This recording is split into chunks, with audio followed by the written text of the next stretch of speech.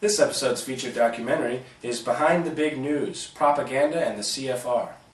As usual, the documentary is found online for free, and we'll have it posted on our blog at our website, unstackingthedeck.com.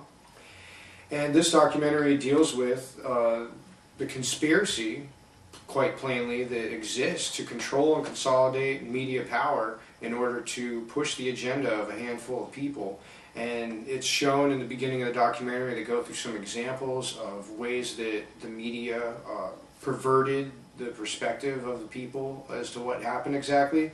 For example, during the Oklahoma City bombing, when a young lady who was an informant, a whistleblower that the government had foreknowledge of that attack, was suppressed from the press. And it also talks about Council on Foreign Relations, and we have a clip for you now about this.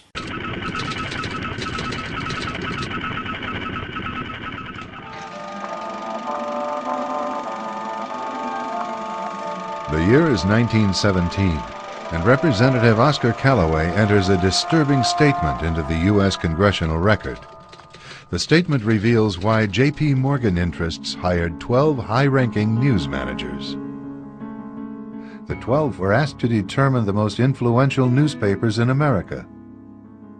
They were to figure out how many news organizations it would take to control generally the policy of the daily press of the United States. The 12 found it was only necessary to purchase the control of 25 of the greatest papers. An agreement was reached. The policy of the papers was bought, and an editor was placed at each paper to ensure that all published information was in keeping with the new policy. Soon, that policy would be defined by a front group formed by J.P. Morgan and his colleagues.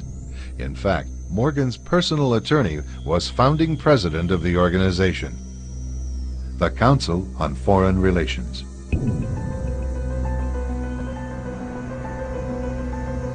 Today, the CFR maintains that its goal is to increase America's understanding of the world.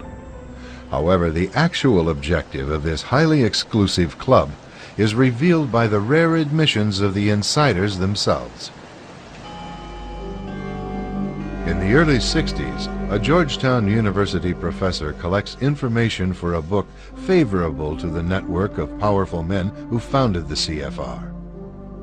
For 2 years, Professor Carroll Quigley is allowed to examine the confidential papers and secret records of this network. Quigley reveals that these men aim to create a world system of financial control in private hands, able to dominate the political system of each country and the economy of the world as a whole. In short, they seek total and quiet control of the entire world.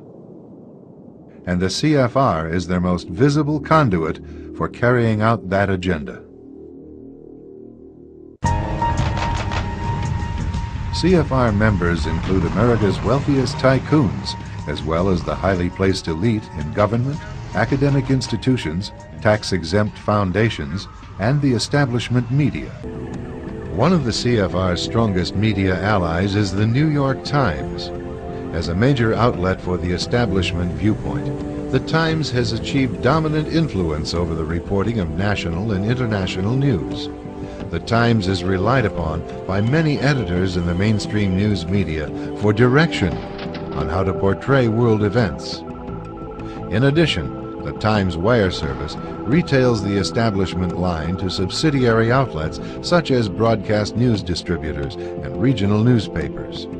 Competition between these outlets rests primarily on the style of regurgitating the same message.